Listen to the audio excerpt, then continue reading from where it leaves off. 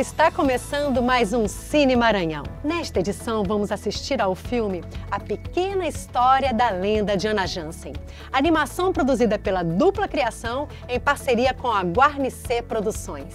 A direção é de Beto Nicásio, que também assina o roteiro juntamente com Iramir Araújo. Ana Jansen foi a mulher mais poderosa do Maranhão do século XIX.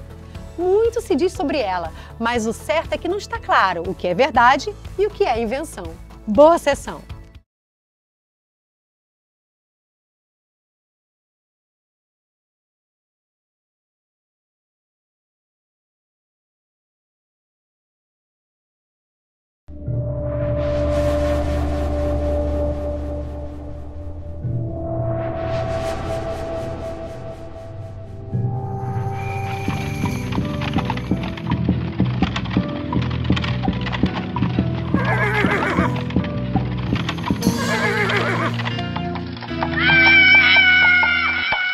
E o Chico me disse que a carruagem de Ana Jansen passa toda sexta-feira de madrugada assustando as pessoas. Hã? Depressa, vô! Vamos logo passar aqui! O que é isso, menino? O que deu em ti? Então o senhor não sabe, vô, que essa é a casa de Ana Jansen? Ah, sim, a casa de Dona Ana. Vô, o senhor sabe quem foi Ana Jansen, não sabe? Eu sei de umas histórias. Dona Ana, meu neto, foi uma mulher muito rica e poderosa. A mulher mais poderosa que esse Maranhão já viu e verá. Dizem que ela tinha um poço onde jogava os escravos desobedientes. E também que ela mandava os negros deitarem no chão para não se sujar nas poças de lama. Mas eu sei de uma história bem engraçada. Bom, ela era dona de muitas terras, muitas casas, muitos escravos. Gostava de ser chamada de Rainha do Maranhão. Dizem que bem daqui, desse sobrado, ela mandava e desmandava em tudo. E por isso mesmo arranjou muitos inimigos, como o Comendador Meireles. O Comendador Meireles era um homem rico, tinha muitos amigos, políticos, comerciantes. Mas Dona Ana não gostava dele. No seu jornal, Dona Ana insultava o comendador. Dizia que ele era contrabandista e pirata. Ela vai receber o troco. O comerciante já estava cansado daquilo e resolveu dar o troco. Mandou fabricar um monte de pinicos com a figura de Dona Ana carregada por seus escravos, pintada no fundo do vaso. Os pinicos vendiam como água. Todo mundo queria comprar. Quando o comendador se viu no meio de todo aquele cocô, ficou furioso, mas percebeu que foi Dona Ana que mandou comprar todos os pinicos. A Rainha do Maranhão não permitia que ninguém desafiasse seu poder. Mas, vô, ela era mesmo malvada, como dizem? Meu neto, uma das coisas que a gente aprende na vida é que ninguém é completamente mau, nem totalmente bom. Veja, por exemplo, a história da compra da escrava. Foi assim. Preciso falar com a senhora Ana Jansen. Minha senhora, Dona Rita Castanheira de Melo, manda oferecer essa mulata. Ela diz que o preço da venda é de 600 mil réis. Mas se a senhora quiser comprar, ela fará por 400 mil réis ou até menos. Vem cá, mulato. Por que tu choras? Porque ela mandou me oferecer para a senhora só para me separar de minha irmã. Mas tu queres me servir? Quero, minha senhora.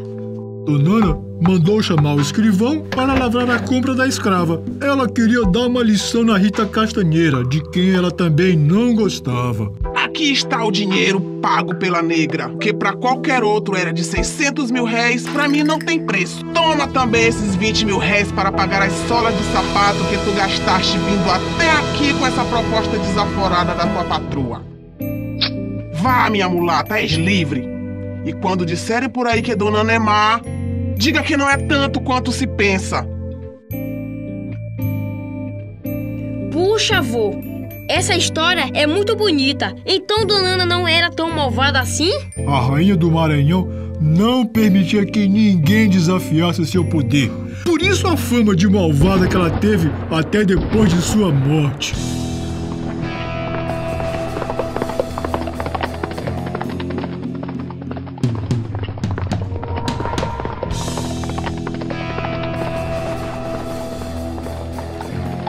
das mais assustadoras é que Dona Ana foi condenada a vagar pelas madrugadas de sexta-feira em sua carruagem assombrada.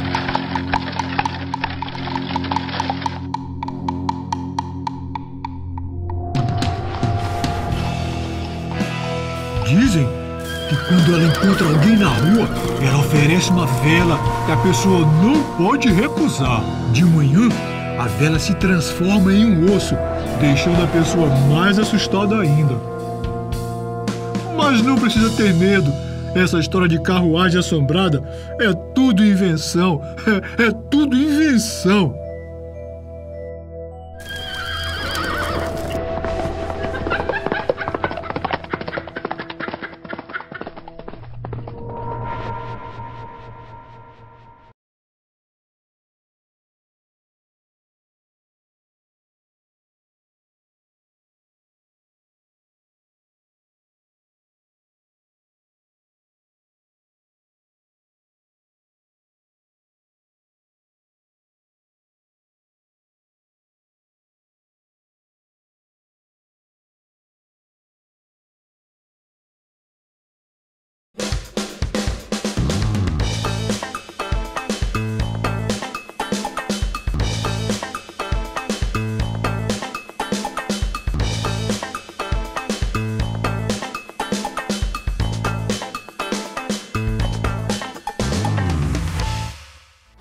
Olá, está começando mais um Cine Maranhão.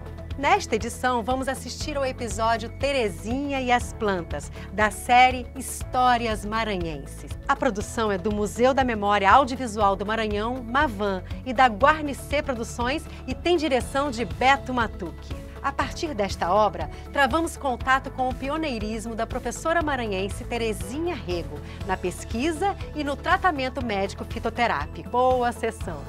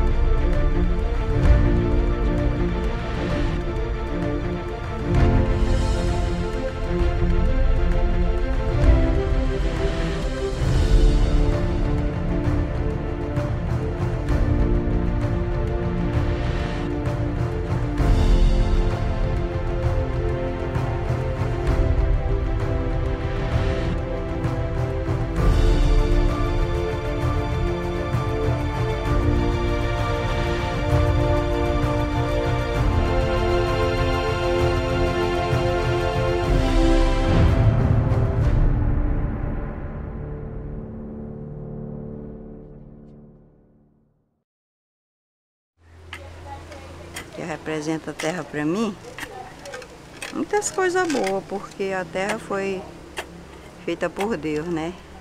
Então ele deixou a terra para nós cultivar e ter o que se manter.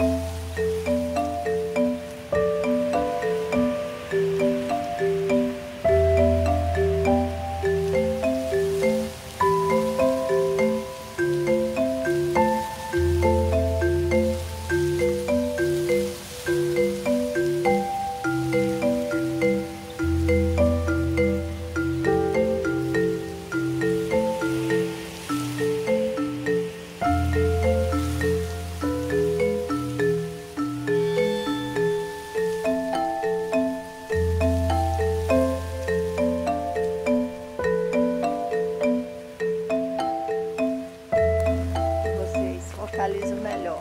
Aqui as romãs nós usamos para os problemas de garganta, em xarope, tintura, tudo a gente faz aqui.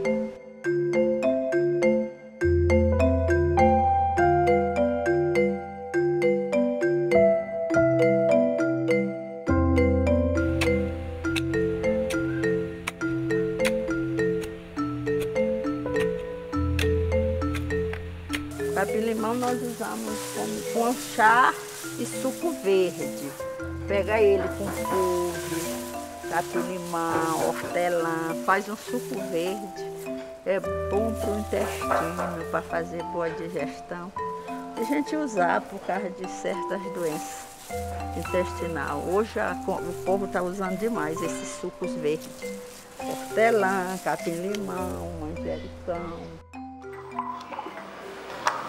A gente não faz nada somente pelos ditos populares. A gente pega aquilo que as comunidades têm de conhecimento e a gente a transforma em científico. Esse que é o trabalho de nós fitoterapeutas, é transformar aquilo que ainda está bruto em ciência. A gente tem aqui 2 tipos de cidreira. Tem dessa miudinha que chamam uma tal de carmelitana e temos daquela cidreira graúda. Mas elas todas 2 são boas para chapa, pressão alta, tranquiliza a pessoa, ela é digestiva, ela é muito boa, calma quando a pessoa está e ajuda na pressão. É ótimo, a comunidade usa bastante, principalmente a terceira idade. Hoje nós temos 27 aidéticos que vêm pegar um vidrinho de 100 ml, totalmente de graça, não pagam nada. Eles levam um vidrinho e tomam e vem melhorando a qualidade de vida deles, porque ela ajuda um pouco nessa manutenção do sistema imunológico, ela melhora. Ela é energética, ela dá uma energia. Estamos de parabéns, agora nós vamos repetir a xanana, não compra a xanana agora, para não ficar velho. O senhor vai fazer um serruim para melhorar essas dores na urina, né, que ele é E o senhor está se alimentando bem melhor, então não vamos fazer o xarope de milho, que é para abrir o apetite, né? Mas, urina bem. O senhor está sentindo dores abdominais, assim, não? Não, meu problema é só da urina. Só urina. Isso aqui o Ceburi vai resolver também, porque ele urina muito pouco, porque ele não toma água. Ele manda ele tomar água, ele não toma água. Ah, não, tem que tomar. Olha, eu não tenho nada no rins, né? Mas eu faço controle, né? Cada minha idade tem que controlar. O último exame que eu fiz, o meu médico urologista disse assim, não tem mais remédio. Agora é só água. E vocês podem ver, ó. Toda hora eu chamo a menina para botar um copinho. Eu passo o dia todinho trabalhando, tomando água. Porque a água ele disse, seu remédio agora é água. Então, seu José, nós vamos disciplinar essa tomada da água. Aquela fricção que eu lhe ensinei, é bom fazer quando tiver com dores. Nas pernas, nos braços, cansaço, porque essa cirurgia ela deixa aquele cansaço. Não usa por causa do cheiro, bota eucalipto, folha de eucalipto dentro, que aí ele ameniza o cheiro. E 5 folhas de eucalipto, aí tu deixa de molho por 4 dias, viu? Deixar de molho por 4 dias e aí começa a friccionar. Até produzir um calorzinho, porque o álcool ele dá uma sensação de frio, aí tu friccionas o local até produzir calor.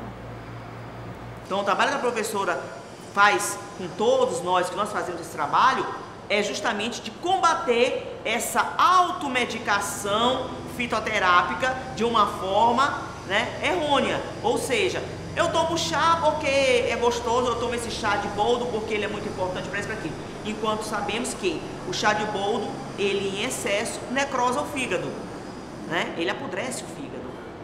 Então, o chá de boldo você tem que tomar somente naquele momento em que você não está se sentindo bem. E no caso das cólicas menstruais, que ele ajuda a dissolver os coágulos que ficam no colo uterino. Então, são situações que a gente precisa reavaliar, porque o povo, o dito popular diz o quê? Pode tomar chá de boldo, ferve várias plantas, aí coloca aquele chá bem forte dentro de uma garrafa PET daquela e fica tomando vários dias. Não, você vai estar tomando a toxicidade da planta e não a terapêutica dela. Na hora que descobrirem um medicamento para erradicar o câncer, erradicar a AIDS, todas essas doenças incuráveis, vai vir da planta. Tamanha a potencialidade que ela tem em princípios ativos.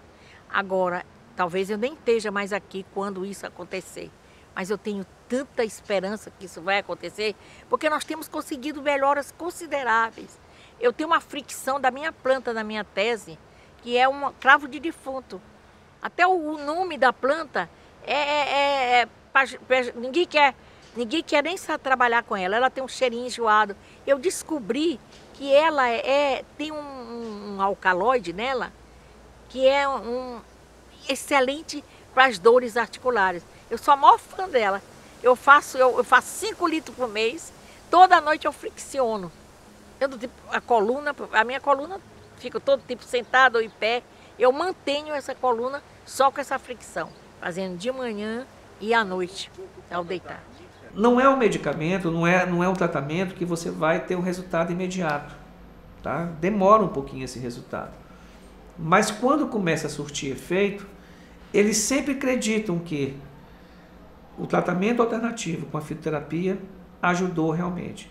E isso vem crescendo ao longo das opiniões nas diversas classes sociais. Isso aí já era uma coisa que meus pais usavam, né? Quando eu me entendi, a gente não usava quase remédio de botica, como eles chamavam lá no interior. Só usava eram as plantas.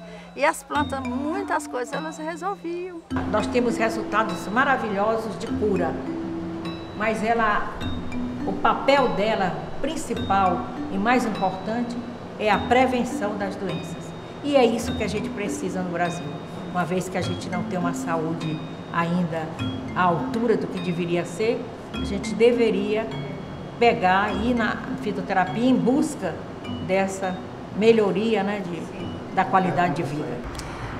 Eu tenho uma pacientezinha que há 2 anos eu não faço mais nenhum tratamento de quimioterapia para ela, nenhum, porque ela já esgotou tudo que existe na medicina dentro daquilo de oncologia, do câncer dela, que ela já luta contra o câncer desde 1996. E essa senhorinha, que há 2 anos está comigo, há 2 anos também está com a doutora Terezinha. E ela está bem. Então não tem como não acreditar que existe alguma coisa além, que não é só a quimioterapia, que o paciente tem que estar fazendo, porque alguns pacientes se sentem muito bem sem o tratamento tradicional. A tendência é essa, é você buscar uma medicação mais barata e isenta de efeitos colaterais. Porque os efeitos colaterais das plantas é o mínimo. Você sabendo a dosagem, o Ministério da Saúde está entrando lentamente nessa. Ele já está liberando várias plantas para que sejam utilizadas. Ela era uma pessoa fora de série. Eu acho que isso é muito importante a gente lembrar. Gostaria muito que ela pudesse transmitir mais e mais e mais o conhecimento dela, deixar mais e mais discípulos, porque ela é incansável. Amor, né, vitalidade, força. Ela é mãe, ela é avó, ela é dona de casa e ela, sendo tudo isso, ela conduz a profissão com muita força, com muita garra e com muito compromisso. Sou feliz de ter aprendido esses conhecimentos dela. Né? Sou feliz, eu com minhas filhas e aqui as minhas companheiras. É uma pessoa assim diferenciada, né? Ela viveu, doou a sua vida, não só para a família, mas doou a sua vida para o estudo. Ela tem um dom e esse dom ela soube usar. Ela é uma pessoa querida na nossa classe, não só na classe médica, mas também em toda a sociedade, por ser essa guerreira, por ser essa pessoa maravilhosa que se doou, né? Doou a sua vida para o bem-estar de outras pessoas. É uma pessoa fora de série. É uma pessoa que trabalha, que luta, que faz as coisas como devem ser feitas, o que é muito importante nos dias de hoje, né?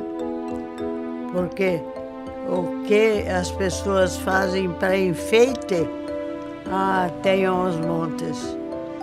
Mas para fazer trabalho não é tão...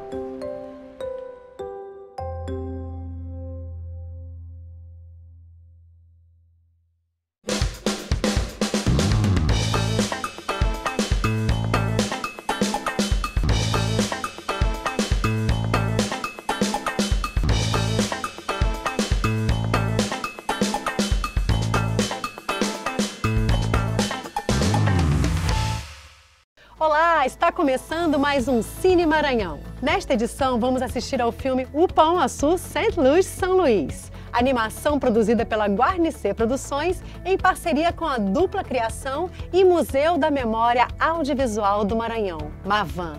Este épico animado tem roteiro de Joaquim Aikel e Iramir Araújo e é dirigido por Joaquim e Beto Nicásio. O filme foi realizado para comemorar os 400 anos de São Luís e nos apresenta fatos que culminaram com a fundação da capital do Maranhão.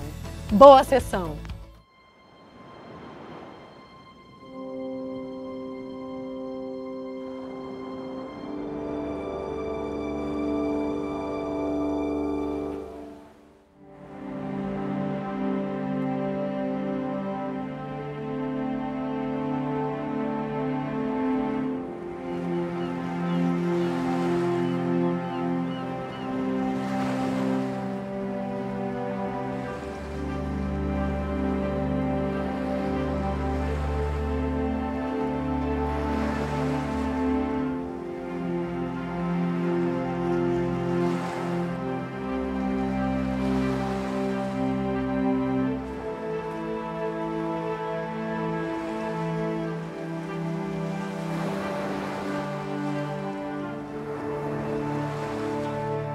Quinzinho, eu vou lhe contar o que sei sobre o nascimento de nossa cidade.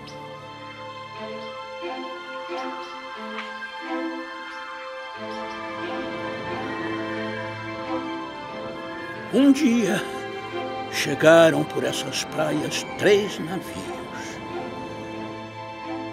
Mas aquela não seria a primeira vez que os franceses desembarcavam em Upaum Açu, a ilha grande dos Tupinambás.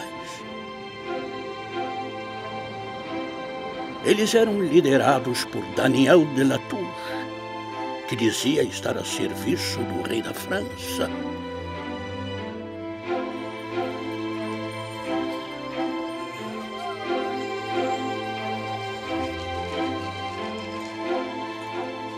Estabeleceram-se em um terreno elevado, na confluência de 2 rios, lugar perfeito para se construir um forte. Em 8 de setembro de 1612, os franceses dão por fundado o Forte de Saint-Louis, que mais tarde daria origem à cidade de São Luís.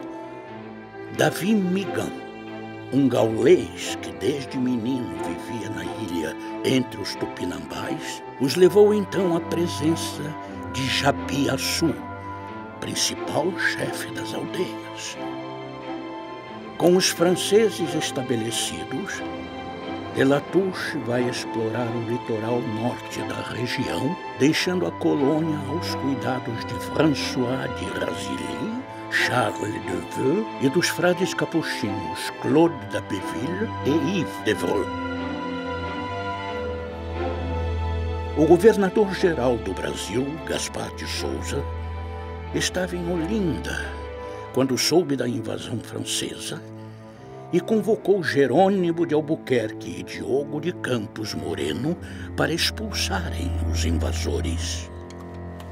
Com os poucos recursos disponíveis, aquela empreitada parecia ser tão impossível que foi batizada de Jornada Milagrosa. Albuquerque, que era filho de português com Índia, foi designado comandante da missão. Sua tropa deslocou-se a pé pelo interior, para no caminho arregimentar mais índios para a batalha. Diogo de Campos, ex-combatente de Flandres, que seria o segundo em comando, seguiu por mar até um ponto de encontro. Chegando ao Maranhão, reagruparam-se num lugar chamado Guaxenduba, do lado leste de Upaum Açu. Ali, eles ergueram o Forte de Santa Maria, base para a reconquista do território.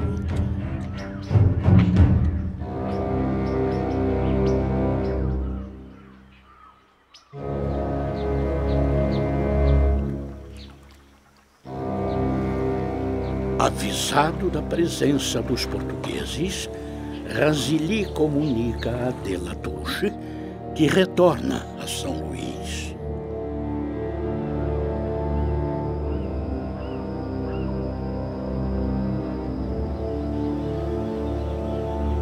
Antes da batalha, de La Touche manda uma carta aos portugueses aconselhando-os a abandonar o Maranhão. Albuquerque responde dizendo que quem deveria sair eram os invasores franceses. Com o impasse, nada mais restava senão a guerra.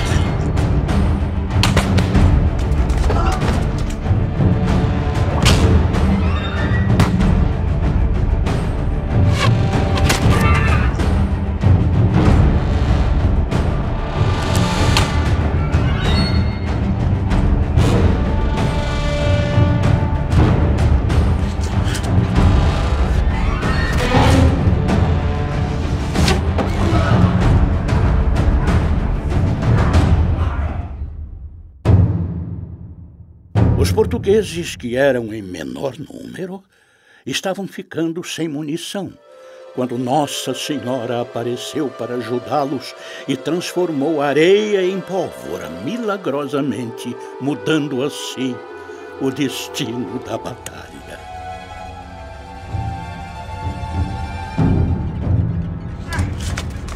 Eles conseguiram rechaçar o ataque, causando grandes baixas ao inimigo.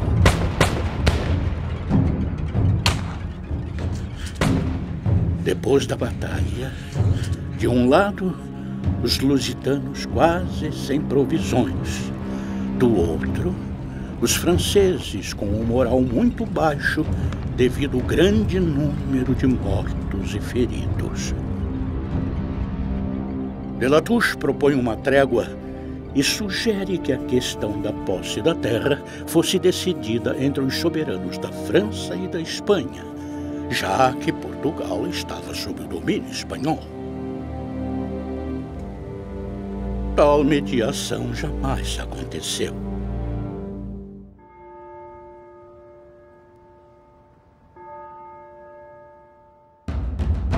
Uma nova armada parte então de Pernambuco, dessa vez mais poderosa e bem equipada. No comando estava Alexandre de Moura. Para de La Touche, acabou não restando opção a não ser render-se. Ele foi levado para Lisboa, onde ficou encarcerado por vários anos na Torre de Belém. Jerônimo de Albuquerque tornou-se o primeiro governador da nova província e daí por diante passou a chamar-se Jerônimo de Albuquerque Maranhão. Logo após a expulsão dos franceses em 1615, o engenheiro-mor Francisco de Frias faz o primeiro traçado para a construção da cidade. Em dezembro de 1619, Simão Estácio da Silveira instala o Senado da Câmara da cidade de São Luís do Maranhão. Concluindo assim, os eventos que culminaram por fundar nossa cidade, nascida em meio a flechas e chumbo, pedras e cal, papéis e tinta, lutas e sonhos.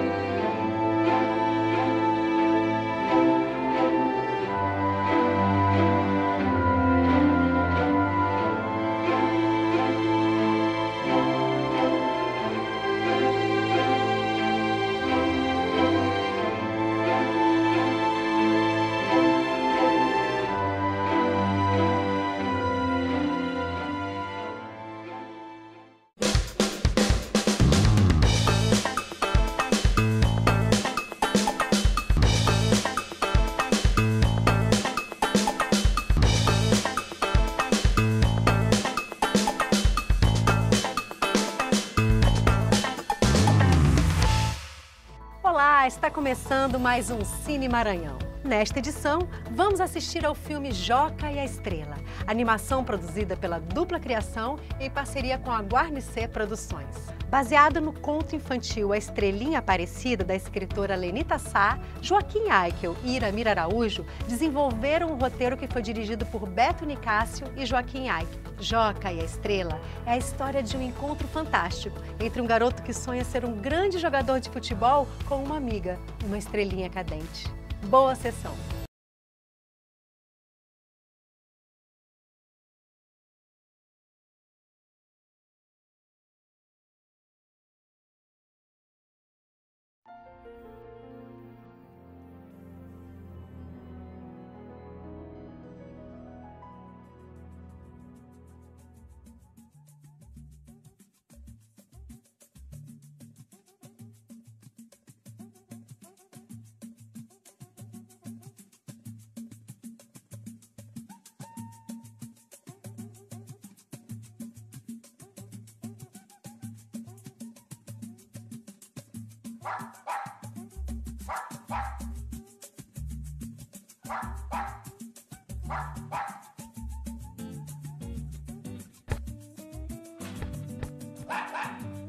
Joca era um garoto que gostava muito, muito mesmo de futebol.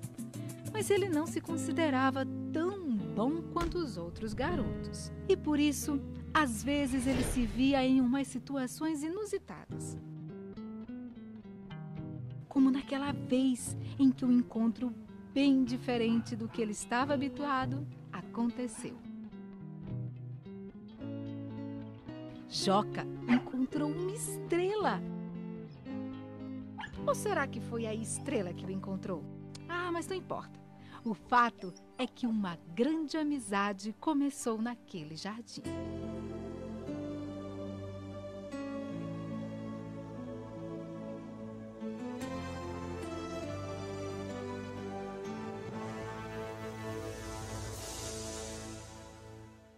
Você está machucada? Um pouquinho. Quer ajuda? Oh, sim, obrigada. Não fiz uma boa descida, sem contar que não conheço este lugar e sempre me assustaram muito as situações novas, quando tenho de fazer coisas pela primeira vez. É assim mesmo que me sinto. Quando jogo futebol, tenho medo de errar e acho que é por isso que nunca acerto. Ah, meu nome é Joca. E o seu? Aparecida. Aparecida? É, porque nasci com um brilho intenso que refletia tudo e deslumbrava quem me visse. Mas aí é que está o problema. Eu morro de vergonha de brilhar demais e os outros me chamarem de exibida. E eu ainda vou fazer a minha grande jogada. Passar por um, passar por dois e marcar o gol do campeonato. Todos vão aplaudir.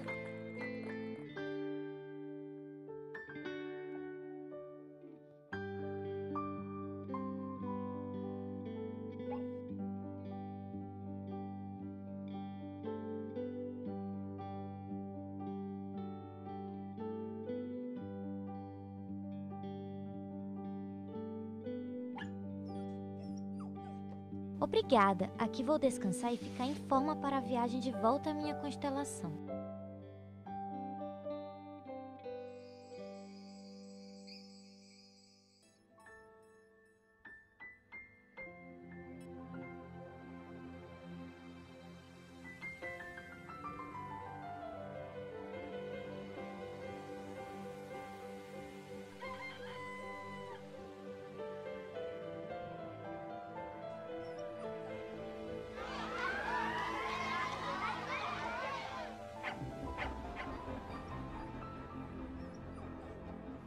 sou um fraco.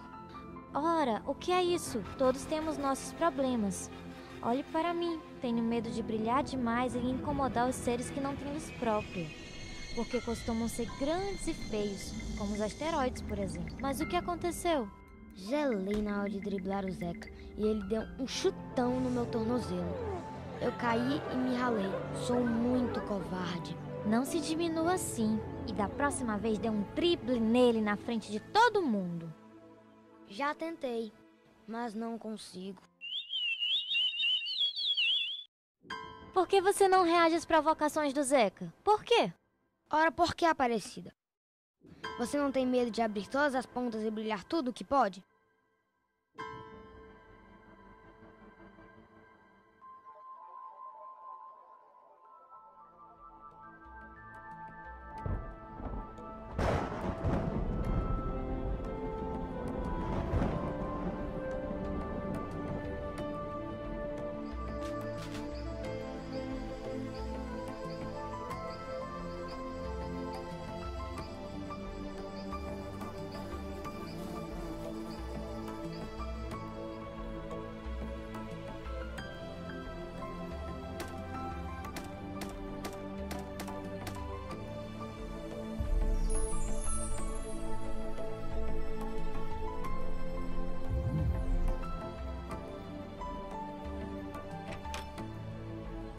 O que aconteceu? Preciso lhe mostrar uma coisa.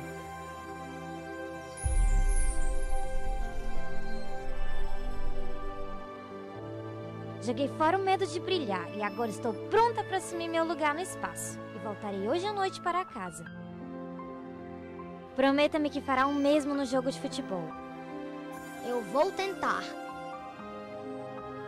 Antes, quero lhe pedir um favor. Preciso que você me ajude a voltar para o espaço.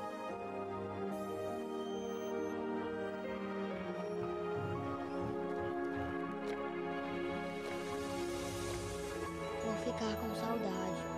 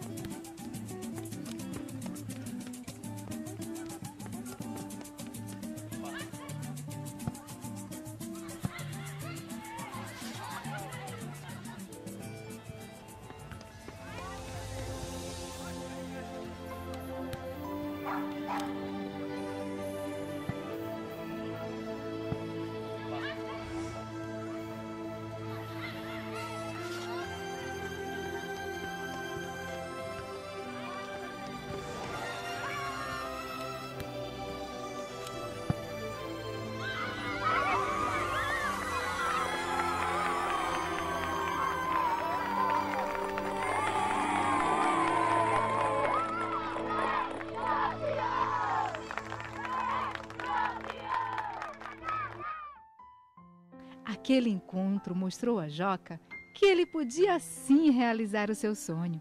Bastava enfrentar os seus medos.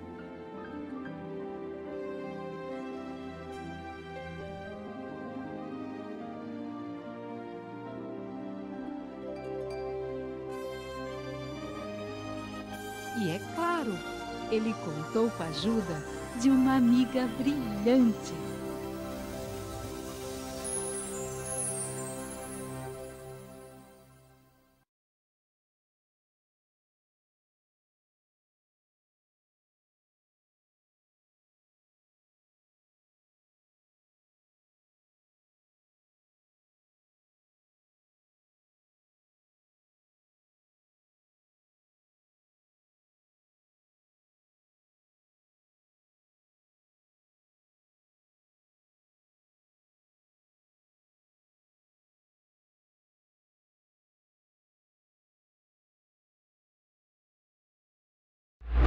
Assista agora a programação de uma parceira da TV Educação, Caminho para o Saber.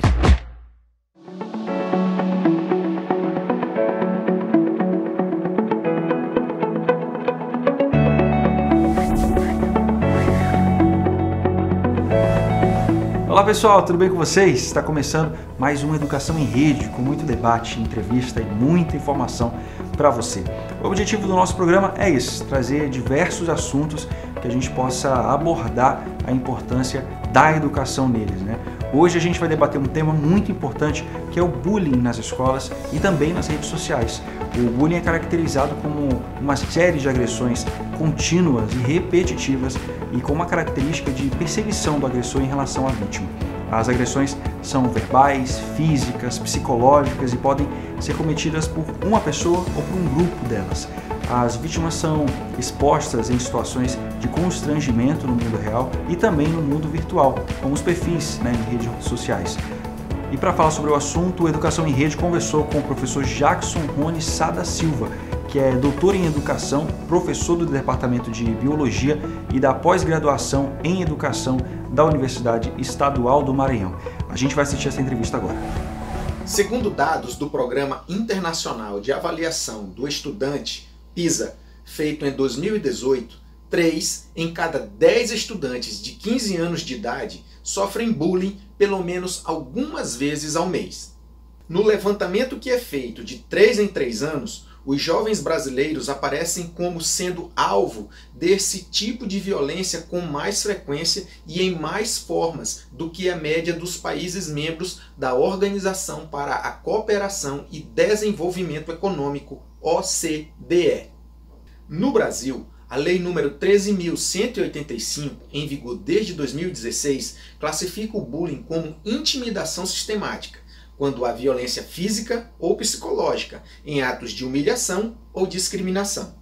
A classificação também inclui ataques físicos, insultos, ameaças, comentários e apelidos pejorativos, entre outros. Mas a gente sabe que, infelizmente, isso acontece ainda de forma muito frequente, principalmente no ambiente escolar. Para falar um pouco sobre esse assunto, hoje conversamos com o professor Jackson Rony Sá da Silva. Ele é doutor em Educação, professor do Departamento de Biologia da pós-graduação em Educação da Universidade Estadual do Maranhão e, entre os seus estudos, tem se dedicado ao aprofundamento teórico das seguintes linhas de pensamento: estudos gays e lésbicos, teoria queer, pós-estruturalismo, estudos Foucaultianos e estudos culturais. Exatamente, é isso mesmo. Estou aqui para conversar com vocês sobre essa temática importante socialmente. Professor, muito obrigado pela sua participação aqui no programa Educação em Rede.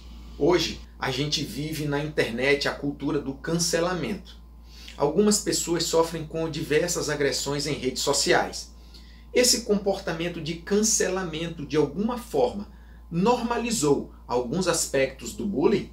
Olha só, quando a gente pensa em cancelar, nós pensamos em neutralizar sujeitos, pessoas, instituições. Eu entendo que sim. Eu entendo que essa perspectiva hoje do cancelamento, visibilizado e ampliado pelas redes, muito tem exposto o que nós chamamos de bullying, que é uma violência. Então, está uma violência institucionalizada via mecanismos online, eletrônicos, virtuais. Então, eu entendo que nós precisamos sim pensar sobre esse abafamento, sobre essa agressão aos sujeitos sociais via internet. Professor, a gente pode considerar o bullying uma agressão motivada por uma série de preconceitos já existentes na nossa sociedade? Na realidade, a temática bullying, isso inicia a discussão no final dos anos 90 para início dos anos 2000, mas sempre houve agressão aos sujeitos, sempre houve. Então, são denominações que são dadas, inclusive uma denominação norte-americana para tratar justamente dessa violência, desse maltrato, dessa discriminação. E a discriminação, os preconceitos, eles são motores para a prática do bullying, que não é só uma prática familiar, pequena, mas uma prática institucional que entra a escola. E digo mais para vocês, uma prática hoje institucionalizada pelo discurso federativo, ou seja, o bullying tem sim se autorizado por práticas que são até institucionais. A pessoa que comete agressão, ela pode estar reproduzindo algum tipo de violência que acontece dentro de casa? Na realidade, são violências. Nós temos a prática do denegrir, do maltratar, do expor o sujeito a situações constrangedoras, chegando até assassinatos. Isso é maltrato, isso é bullying, isso existe numa perspectiva hoje de reforço ao apontar o sujeito. Nós precisamos compreender que nós todos somos sujeitos, nós temos diferenças. Agora, como você bem colocou, não é? Existe uma prática social de normalizar. O que é normal é aceito, o que não é expurgado. Mas nós precisamos pensar o que é normal. Normalizar é colocar os sujeitos em padronizações que nem sempre eles entram. Se eu não entro num processo de me enquadrar numa ideia que o outro tem e que ele lê aquilo como ruim, diferente, ele vai maltratar. Então, o bullying ele é alimentado por diversos discursos estruturais, discursos racistas, discursos econômicos, porque quem tem pode fazer tudo o que quer, né? Então é o imaginário, então quem não tem sofre. Então, assim, o bullying é um conjunto de situações que gera sofrimento psicológico, social e que entra na escola com muita força. Professor, mesmo em uma pandemia, com as relações nas escolas ocorrendo de forma diferenciada, como as escolas, os educadores, podem assumir uma postura educativa e combativa em relação ao bullying e como identificar? Primeira coisa que é importante nós, docentes, nós professores, professoras, pessoas da comunicação, sujeitos da escola, não é? Porque eu acho que o foco aqui é justamente pensar essa dimensão da escola. Mas primeiro é entender o que é educação. Educação é ação. Então, o papel docente é agir, é falar, é questionar, é desmontar, é desmantelar, é desautorizar qualquer prática de preconceito, até porque constitucionalmente nós somos sujeitos que temos o direito de existir. Então as pessoas elas podem existir com as suas cores, elas podem existir com as suas formas de ser. Tem gente mais rápida, tem gente vagarosa, tem gente que gosta de usar o cabelo assim, tem gente que não gosta. Então, nós precisamos discutir os temas sociais relevantes. Porque o que acontece? Tentaram desfigurar, desmantelar, inclusive, a prática docente. As pessoas falando, escola não tem partido. Claro que nós temos partido pela ética, pela cidadania, pela não violência. Então, o que o professor deve fazer, primeira coisa, é agir constitucionalmente. E o que diz na Constituição que um docente deve fazer a partir da lei das diretrizes e bases da educação nacional? É tematizar, é problematizar, é trazer os temas sociais, é falar, sim, de racismo, é falar, sim, de abuso e violência sexual, é falar sim de bullying, é falar. Nós precisamos tematizar isso na escola. E para tematizar isso, a gente precisa entender que existe a violência e que ela precisa ser discutida dentro da escola, fora da escola e nas instituições sociais. A gente está falando das escolas, mas é uma questão que precisa ser de toda a sociedade. Podemos relacionar o bullying também com manifestações de preconceito? Sim, porque o bullying ele é construído em cima de ideias preconcebidas. O que é um conceito? A gente tem que entender o que é um conceito. Um conceito é algo que é dito. Os conceitos são científicos. O que acontece? O preconceito, ele não pensa, ele não opera com o científico. Ele opera com aquela ideia de é assim, ou eu ouvi dizer que é assim. Isso não serve. Nós temos que entender os conceitos para compreender os preconceitos. Se eu digo que um conceito fundamental é existir, é viver, então que a gente viva. Mas eu não posso qualificar essa vida porque tu vive desta forma, tu usa uma roupa dessa forma, tu é ruim, tu é feio, tu é esquisito. Eu não posso qualificar. Preconceito é algo que ele está todo o tempo operando na sociedade, nas escolas, em casa, no clube, na igreja, em qualquer espaço social. O que nós, enquanto sujeitos, precisamos entender é entender os conceitos, criticar e apontar aquilo que não está legal. Porque quando um pré-adolescente ou uma criança ou um adulto que também sofre bullying, eles sofrem essas ações é entender qual é o meu lugar, é entender, inclusive, o que aquilo significa. Por exemplo, as pessoas acusam os outros, por exemplo, de aqui, na nossa regionalidade do Maranhão. Ah, tu é qualira. Né? Então, o que é qualira? A gente tem que entender o que é qualira, de onde é que vem, qual o sentido, por que as pessoas, ao apelidarem os sujeitos, chama de qualira. O que existe no ser qualira que denegre tanto?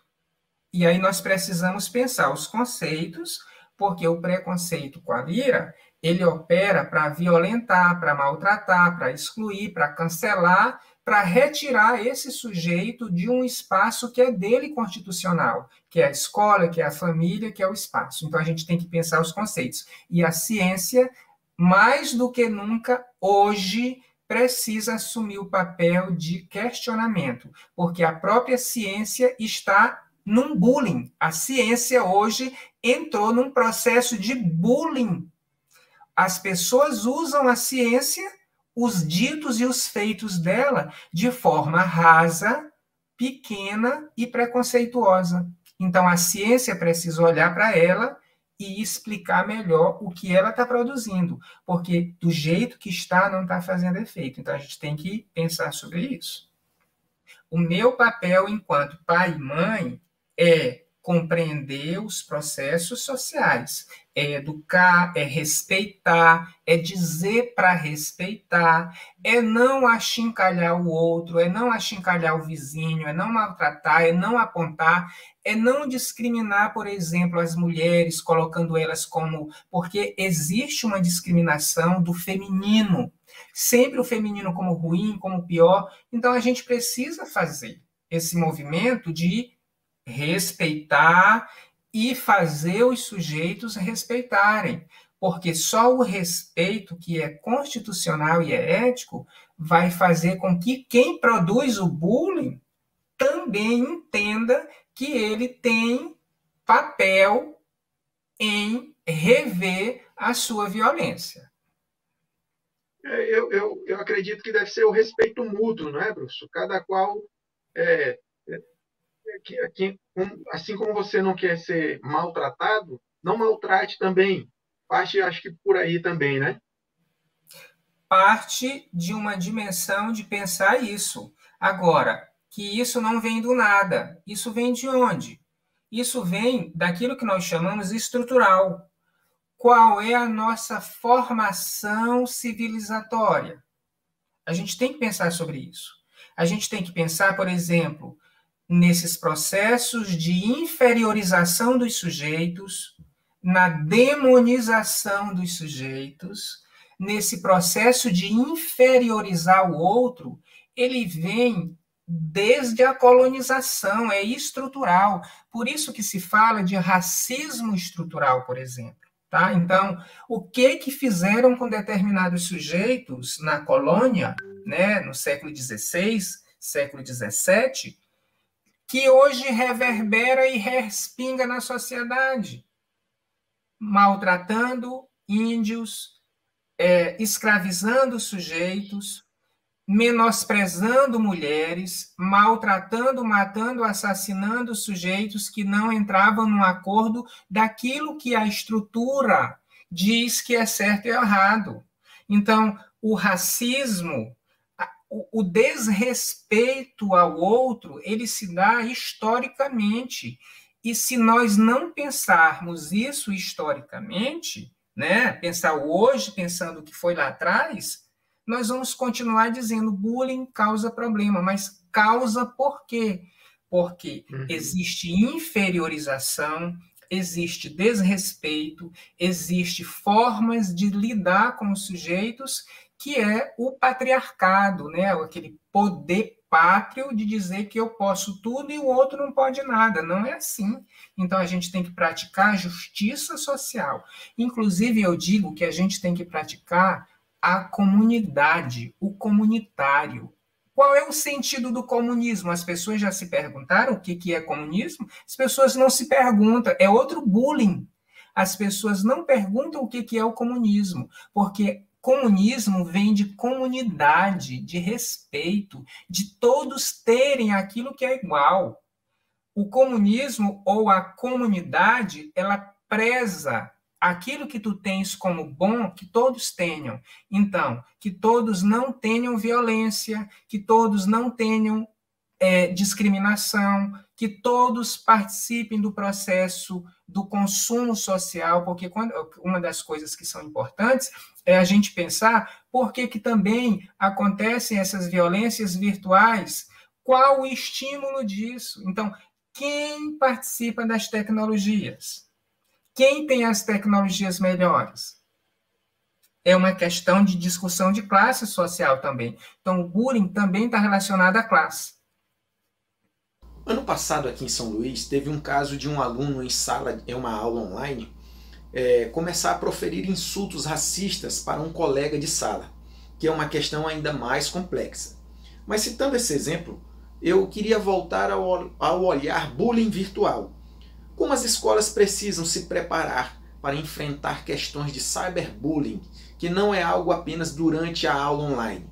Há situações em que estudantes criam perfis falsos em redes sociais para ridicularizar algum colega de sala e entre outras formas de agressão virtual.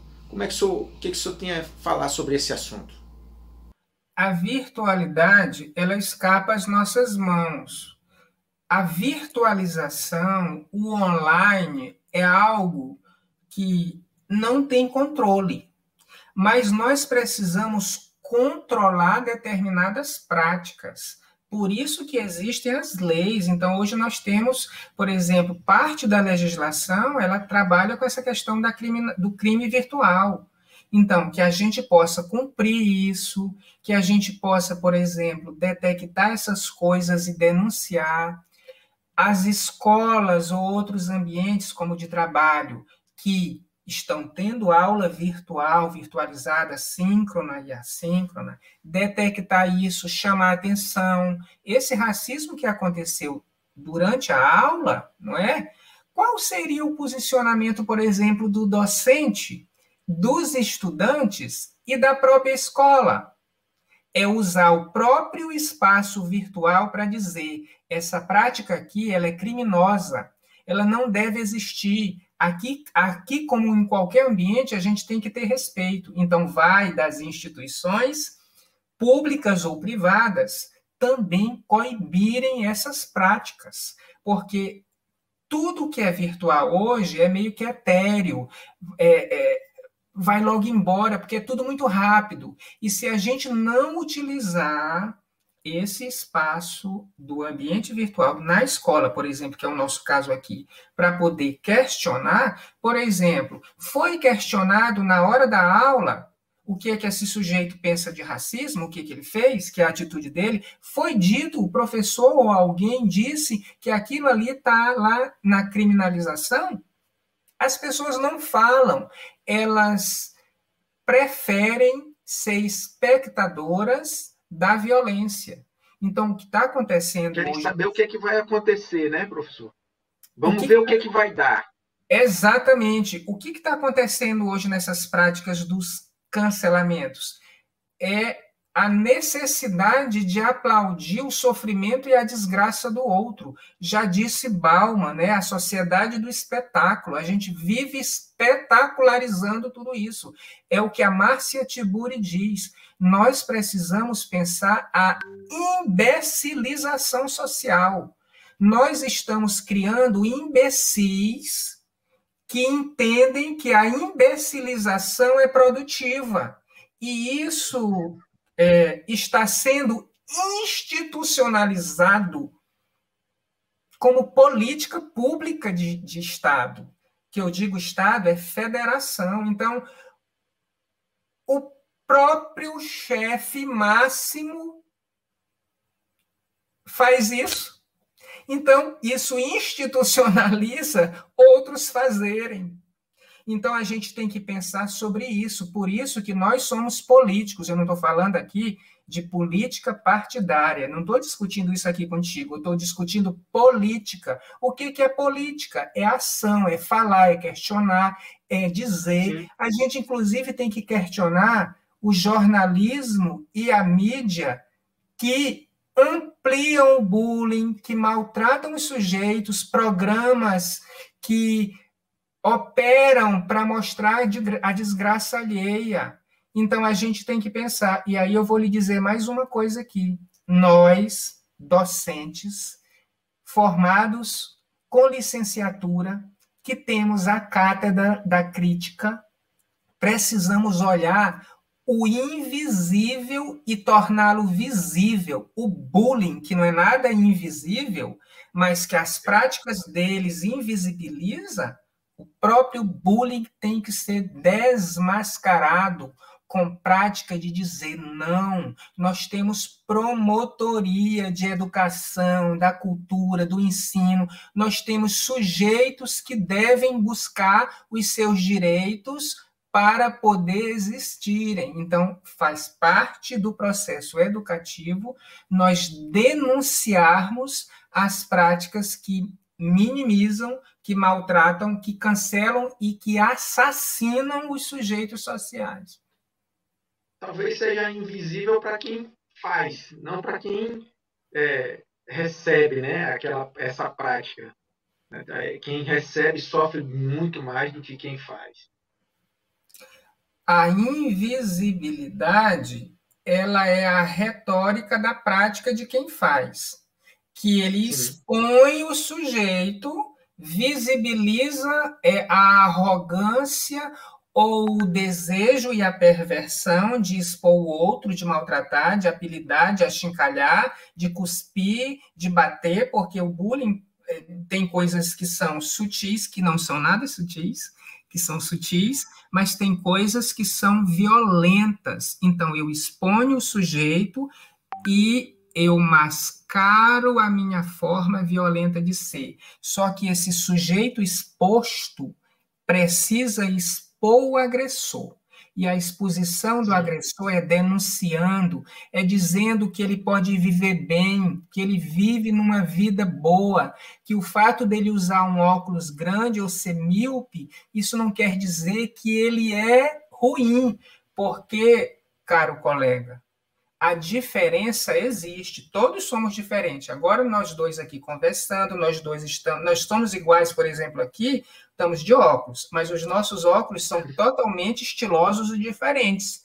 Olha aí uma diferença. Tu está usando uma cor clara, eu estou usando uma cor mais escura, um rubro, né? Essa diferença é que ela precisa ser respeitada.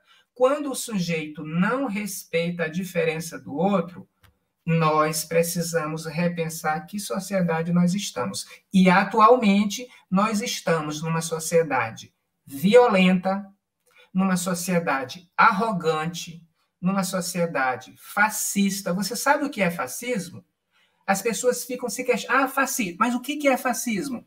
Sabe o que é fascismo? Fascismo é uma ação, é uma política de eliminar o outro. Eu elimino o outro sem deixar ele viver, falar. Isso é fascismo. Fascismo é quando você não deixa o outro ter a sua vivência, quando você não deixa ele questionar, quando você não deixa ele falar. Isso é fascismo. Então, dentro do bullying, nós temos racismo, nós temos fascismo, nós temos violência, nós temos uma série de práticas simbólicas e visíveis que tentam eliminar o diferente. E nós precisamos combater. Como é que se combate? Expondo, falando, problematizando, vivenciando uma prática inclusiva sem estereotipar as pessoas. Nesse exemplo da pergunta anterior, o bullying é razão de um preconceito, um racismo estrutural. Essas atitudes ofensivas têm relação com preconceitos já existentes, como a pessoa ela enxerga assim a outra pessoa? Na sociedade da virtualidade, o que é o pós-moderno, né? Então, nós vivemos num momento de muita coisa que acontece ao mesmo tempo e nós não estamos pensando sobre isso. Nós precisamos parar para entender que sutilezas, que ditos, que não ditos geram preconceito. Preconceito não é de agora, imagem deturpada do outro não é de agora. O que é de agora é que nós estamos utilizando várias ferramentas para poder causar mais mal e que não seja percebido. Por detrás de uma câmera, de um celular, de um aplicativo, eu faço, eu detono, eu maltrato, eu achincalho e eu não sou exposto. Nós precisamos pensar sobre isso. Preconceito é, sim, o gerador de bullying, mas não é só ele. As práticas sociais que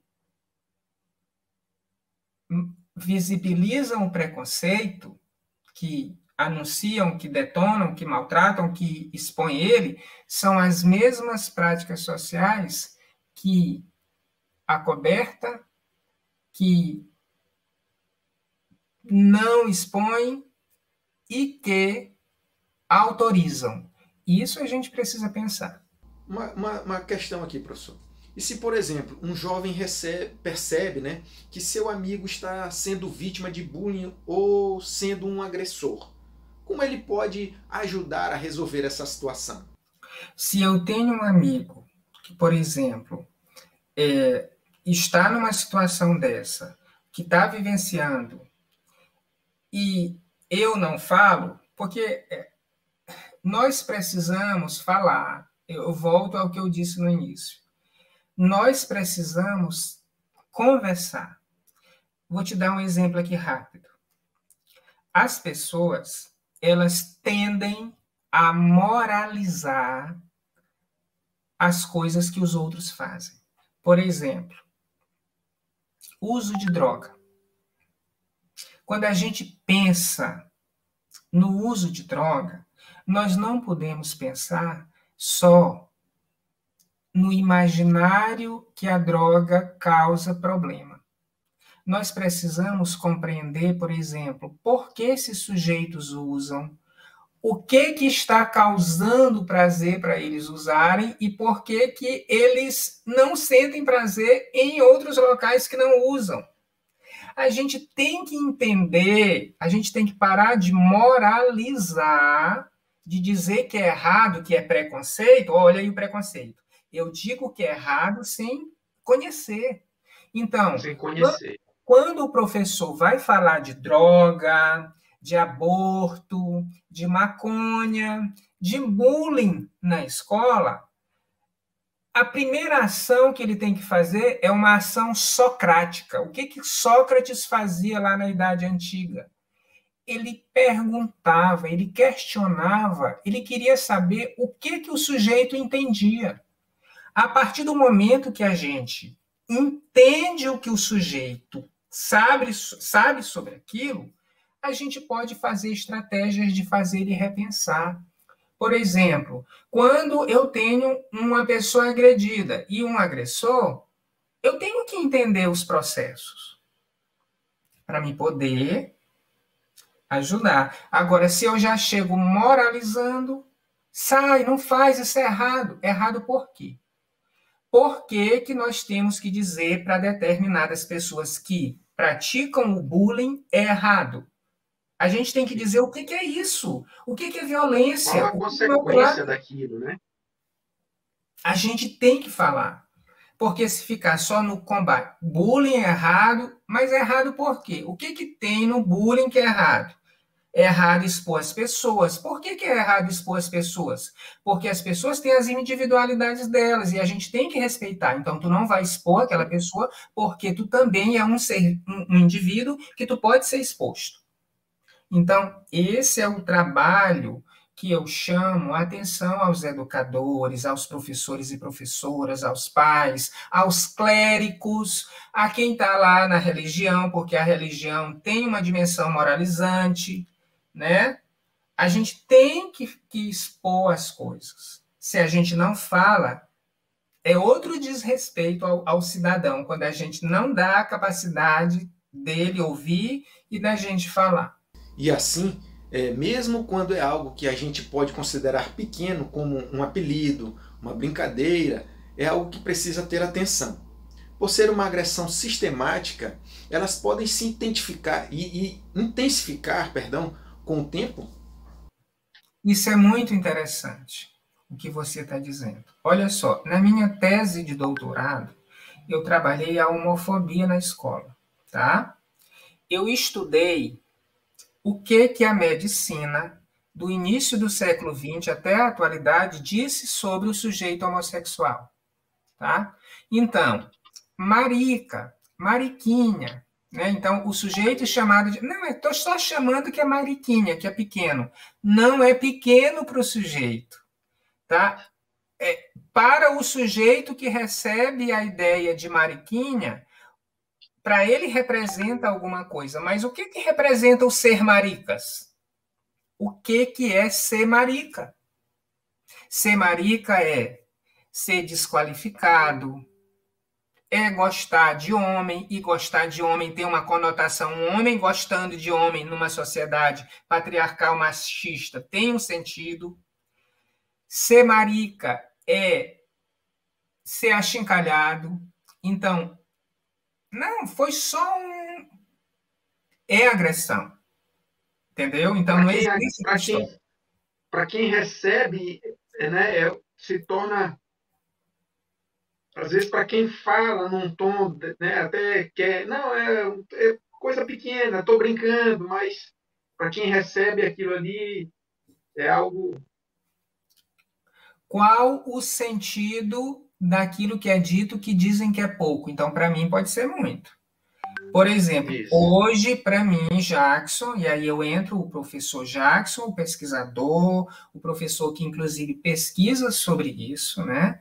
Hoje, para mim, é caro compreender os conceitos.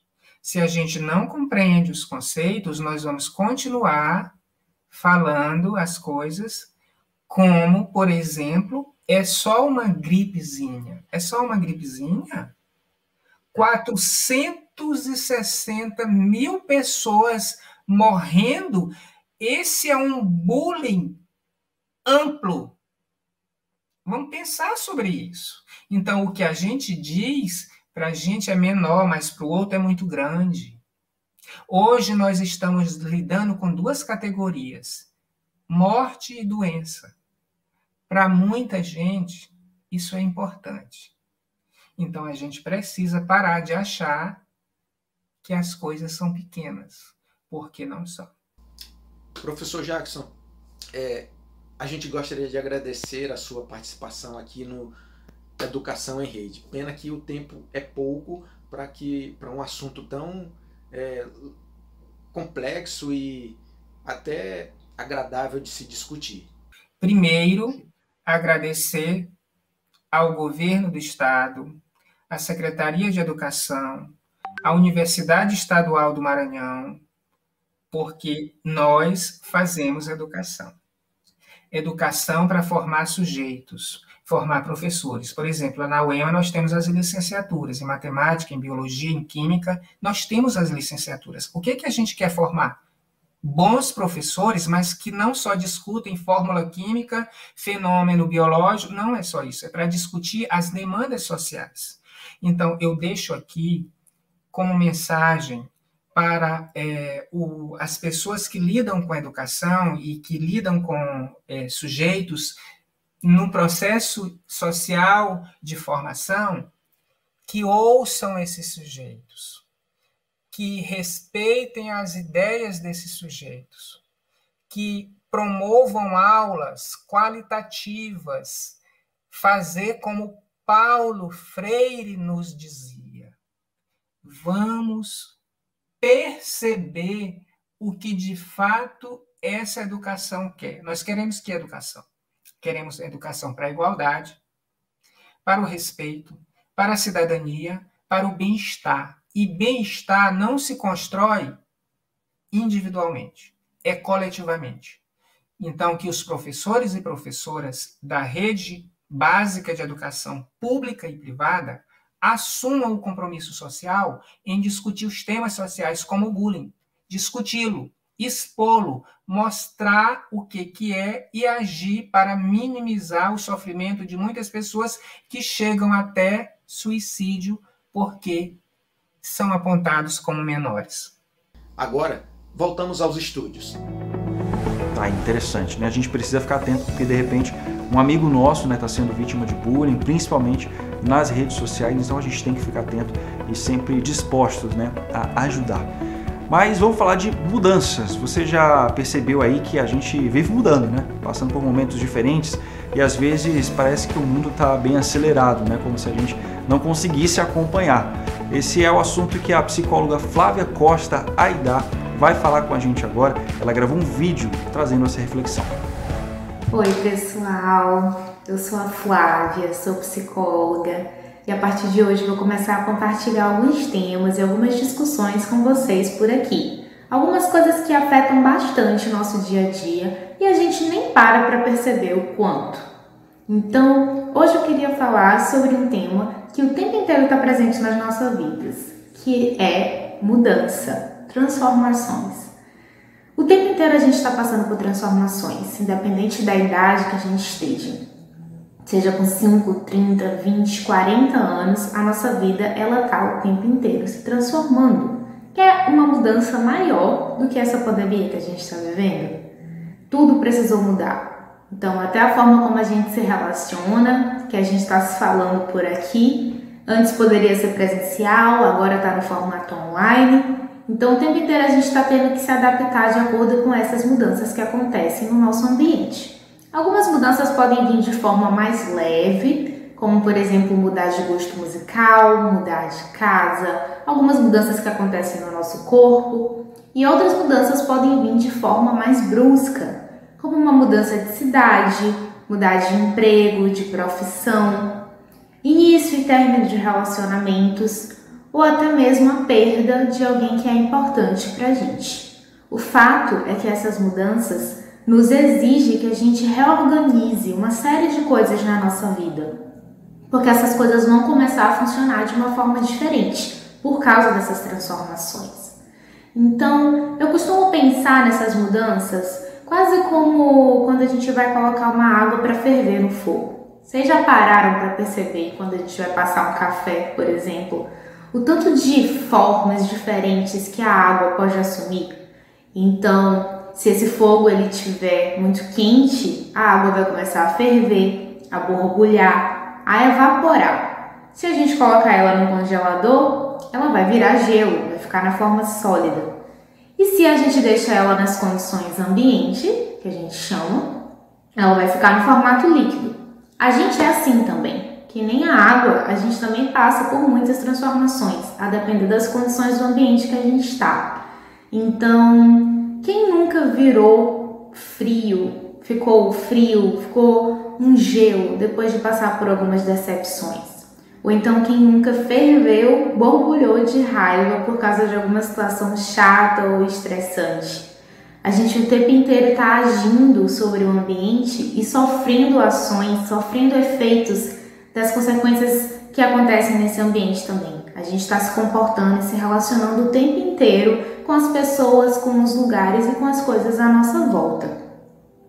Quando a gente vai pensar nessas mudanças, a forma como a gente age, como a gente pensa e se comporta, costuma ser vista como a nossa personalidade, que é aquilo que é mais previsível em relação a gente. Então, fulano com certeza que faria isso nessa situação. A gente vai construindo isso ao longo da vida. Mas existem algumas mudanças que são como um divisor de águas pra gente, que faz a gente enxergar a vida de uma forma completamente diferente, faz a gente repensar uma série de coisas. E era essas que eu queria falar com você hoje. Existem algumas mudanças que fazem a gente se perguntar o que a gente está fazendo da nossa vida. Será que é isso mesmo que a gente gostaria de estar fazendo? Será que existem outras experiências que a gente gostaria de tentar? Será que essas escolhas que a gente tem feito, a gente não está só seguindo o baile, como dizem, sendo que a gente nem gosta da música que está tocando? Que música será que a gente gosta? Será que a gente está tentando descobrir sobre isso? E aí eu termino essa reflexão de hoje com uma frase que eu usei na época que eu fazia vestibular. Eu botei na minha redação do Enem essa frase. Ela é de Euclides da Cunha, um escritor brasileiro muito importante, e ele fala que viver é adaptar-se. E viver é isso, gente. Se adaptar a essas mudanças e essas transformações que vão ocorrer, quer a gente queira ou não. É tentar dar um jeito. Viver é tentar dar o nosso jeito. Não existe jeito certo, não existe jeito errado. Existe o jeito que dá para fazer com o que tem para hoje. E esse jeito é dentro das possibilidades de cada um, porque as nossas realidades são diferentes. Então, qual é o jeito que você tem buscado para a sua vida? De que forma você tem se adaptado a essas mudanças que não param de acontecer? Deixo essa reflexão com vocês hoje e encontro vocês no próximo programa para a gente conversar mais. Até breve. E agora uma pesquisa sobre biologia. Pesquisadores da Universidade Estadual do Maranhão e da Universidade Federal do Maranhão descobriram uma nova espécie de planta parasita já identificada nas orlas da ilha de São Luís, isso ali nas vegetações das dunas. Vamos acompanhar a reportagem.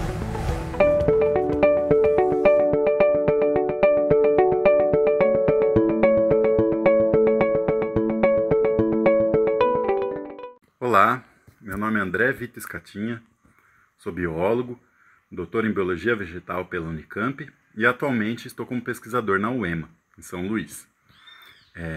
A descoberta da Buchnera nordestina, espécie nova, ela ocorreu de forma casual. Em 2019 eu fui a São Luís prestar um concurso para professor de botânica na UFMA e eu aproveitei a oportunidade da viagem para visitar o herbário da universidade, né? E os herbários são coleções de plantas secas, né, coleções biológicas, que são a fonte de estudos de muitos botânicos, principalmente os que estudam diversidade vegetal e a flora no geral. E quando eu fui nesse herbário, eu me deparei com vários espécimes de Buchnera, com algumas características morfológicas bastante distintas daquelas outras espécies já conhecidas.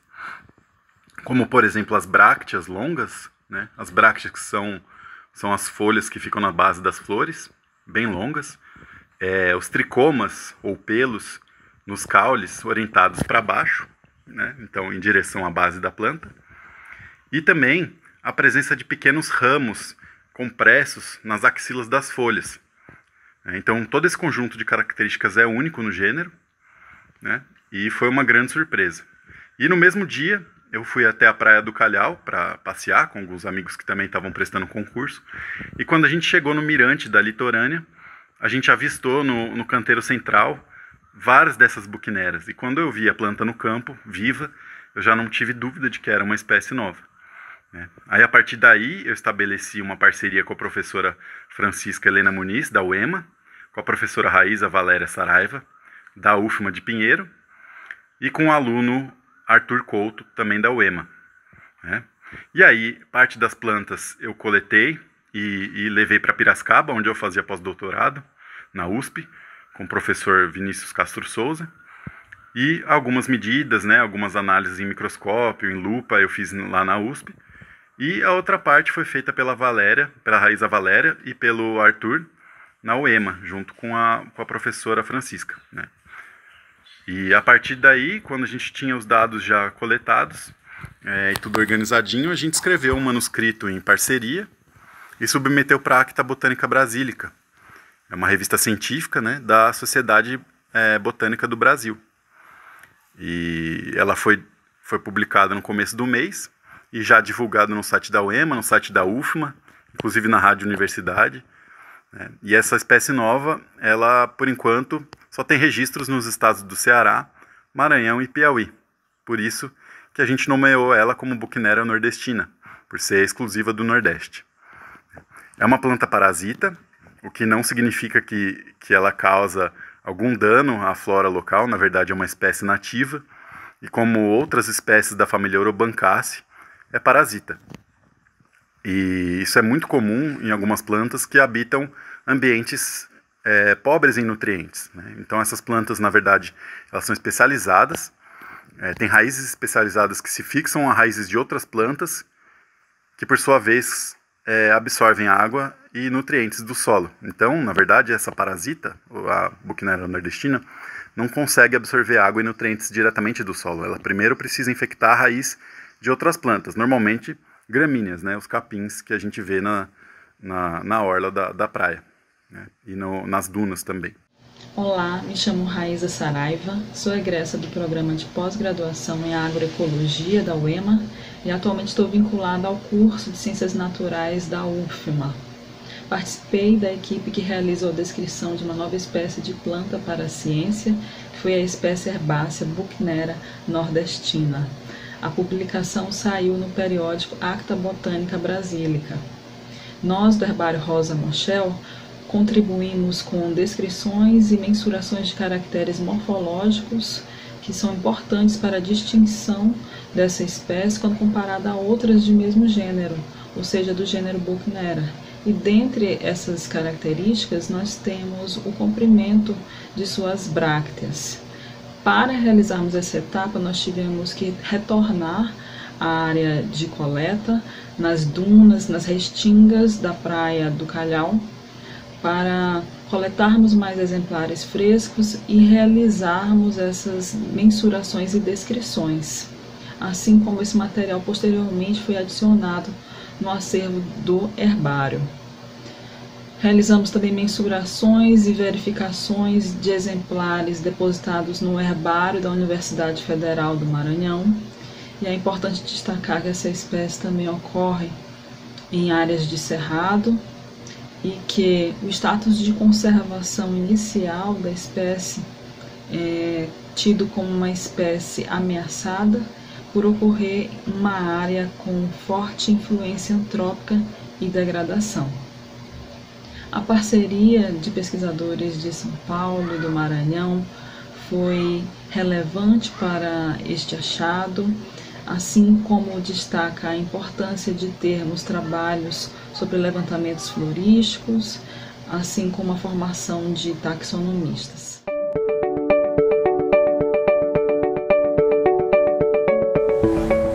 E como já faz parte aqui da nossa programação, né, do Educação em Rede, a gente tem mais dicas de livros, pois é.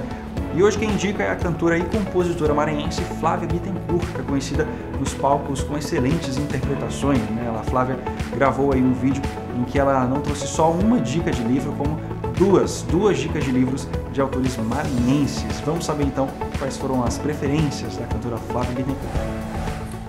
Olá pessoal, olá TV Educação. Muito bom estar aqui com vocês. Meu nome é Flávia Bittencourt, sou cantora, compositora, artista aqui do Maranhão. E estou aqui hoje para indicar um livro que eu gosto muito. Vou indicar dois.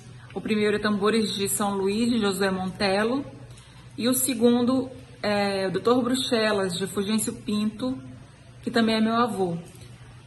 Então, esses dois livros, eles contam um pouco do Maranhão, do São Luís ali, do início do século XX, e através dos personagens fictícios, eles nos levam, né, para aquele lugar, para aquele momento, com memórias, com histórias super instigantes, e eu acredito que vocês vão gostar.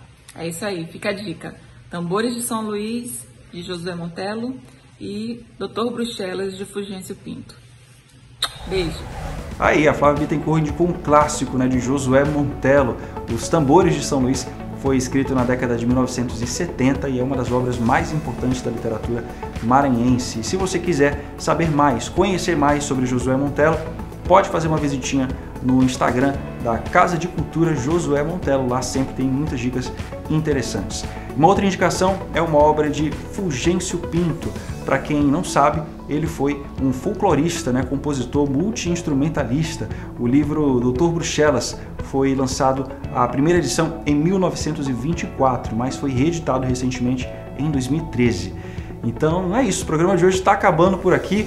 A gente volta na semana que vem com mais Educação em Rede. No próximo programa a gente está cheio de novidades para você. Até a próxima, espero vocês.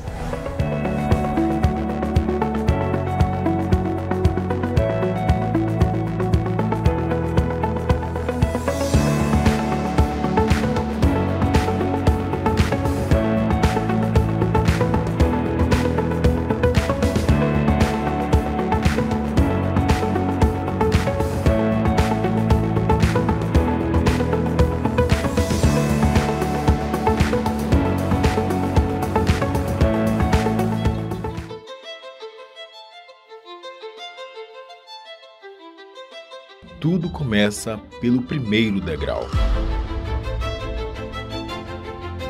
Os ambientes estão em constante transformação e poder acompanhar as mudanças faz parte do processo de evolução. Hoje, a sala de aula mudou e virou a nossa casa. Professores precisam se adaptar à nova realidade, mas não precisam passar por isso sozinhos. Quem quer chegar ao topo não pode apenas ficar esperando. É preciso subir degrau por degrau. Escada. A plataforma de cursos abertos da UEMA é um caminho rumo ao topo, mas principalmente rumo à transformação. Aprimoramento profissional, crescimento pessoal. A plataforma aproxima as pessoas dos seus objetivos.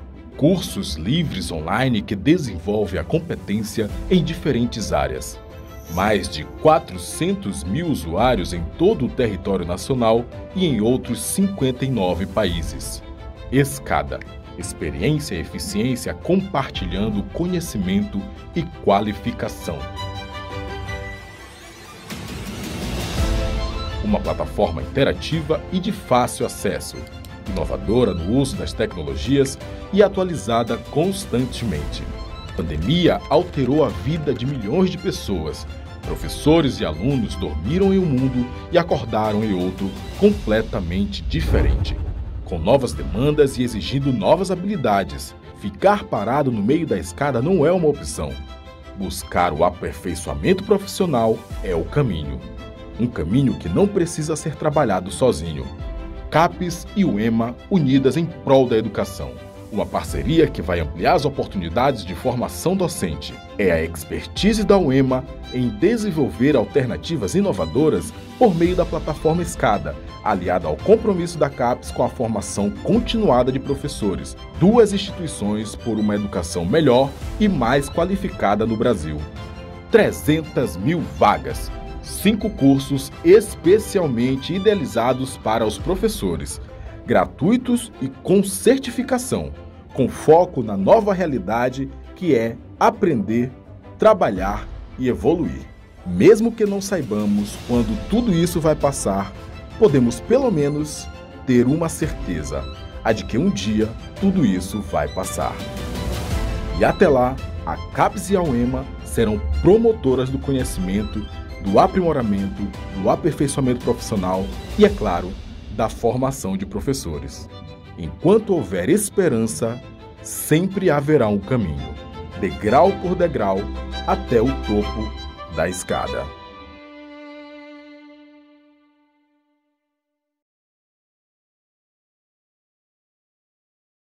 Uma parceira da TV Educação, Caminho para o Saber.